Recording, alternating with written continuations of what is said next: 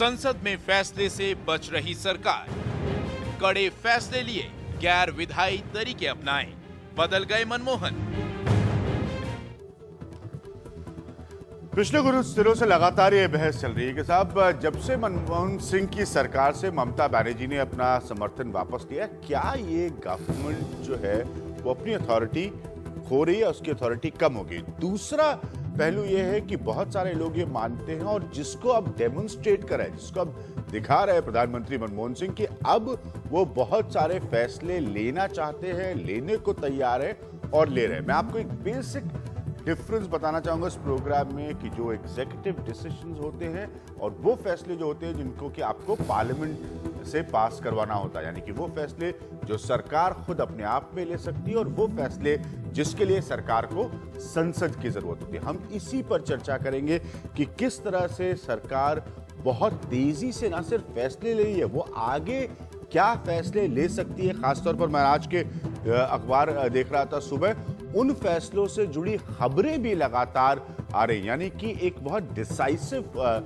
Time पर अब मनमोहन सिंह खड़े नजर आ रहे हैं। लोकप्रियता और क्रेडिबिलिटी उनकी सरकार की जो भी हो, वो फैसले लेने के हिसाब से बहुत डिसाइसिव नजर आ रहे हैं। मैं आज के अपने पैनल साहब को मिलाता हूं। मेरे साथ विनोद शर्मा साहब मौजूद हैं, मेरे साथ परंजय गुहा ठाकुरता साहब मौजूद हैं, मेरे साथ कांग्रेस के महेश जोशी साहब मौजूद हैं और बीजेपी के प्रकाश जावड़ेकर साहब मौजूद हैं। सबसे पहले वो रिपोर्ट ये बता रही कि किस तरह से मनमोहन सिंह की सरकार फैसले ले रही है और साथ में ये इंडिकेशन आ रहा है कि और फैसले लेने के लिए वो तैयार है। हम कोशिश करेंगे उस रिपोर्ट पर जाने के लिए।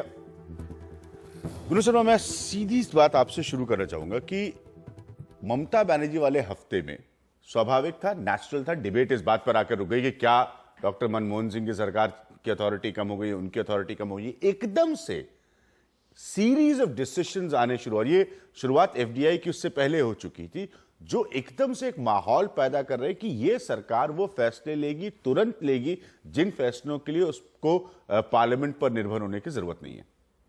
देखिए, अभी कुछ दिन पहले शायद आप ही के चैनल में अंग्रेजी का जो चैनल था उसमें लॉ मिनिस्टर सलमान खुर्शीद ने ये कहा कि उनकी सरकार को अब ये वाज़े उसके लिए हो गया है कि इधर इट परफॉर्म और पेरिश, या तो परफॉर्म करो या पेरिश हो जाओ। देखिए, जो विपक्ष है हमारा, उसकी ये रणनीति थी और उनके हिसाब से सही थी कि सरकार को निकम्मा साबित करें, भ्रष्ट और निकम्मी सरकार। अब जो उनके खिलाफ आरोप लगे हैं उनको धुलने में तो शायद समय लगे, लेकिन ये उनके हाथ में था कि वो निकम्मे नहीं हैं, वो काम करना जानते हैं और काम करेंगे।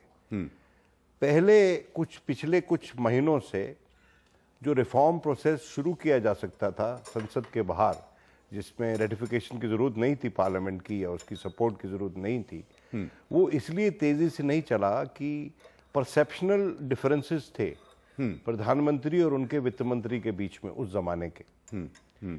और जब जुलाई माह में इलेक्शन हो गए प्रेसिडेंशियल, और उसके बाद एक पार्थसारथी शोम के तहत एक कमेटी सेटअप की गई, इंटरनेशनली रिनाउंड टैक्सेशन एक्सपर्ट हैं, और उन्होंने कुछ रिकमेंडेशंस किए और उनके रिकमेंडेशंस के दम पर, उसके बेसिस पर बहुत से फैसले आज के दिन सरकार ले रही है। ममता बनर्जी इसके बीच में छोड़ के जा चुकी हैं और उसके बावजूद जो सरकार है ये टिकी हुई है। और मेरी अपनी राय ये है कि सरकार टिकी रहेगी जब तक मायावती में और मुलायम सिंह में प्रतिस्पर्धा है और उनके जो आकलन हैं कि कब चुनाव होने चाहिए अलग अलग हैं, भिन्न भिन्न हैं। क्योंकि अगर अखिलेश अच्छा काम करते हैं तो मायावती को सूट नहीं करेगा कि इलेक्शन हो, और अखिलेश अगर अच्छा काम नहीं कर रहे हैं तो मुलायम सिंह यादव को सूट नहीं करेगा कि इलेक्शन हो।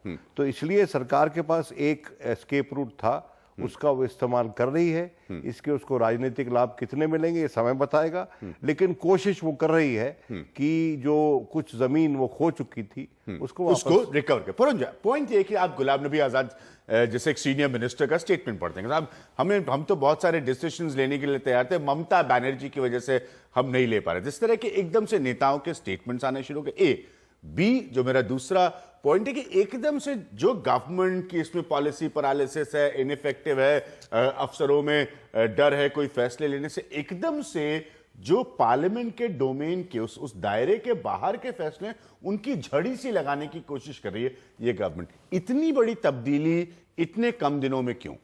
देखिए, एक तरह से सरकार को अभी एक मौका मिला। हाँ। ममता बनर्जी को आप क्या विलेनेस को क्या कहते हैं हिंदी में? खलनायक, आप तो हिंदी में खलनायिका बन गया। ठीक है।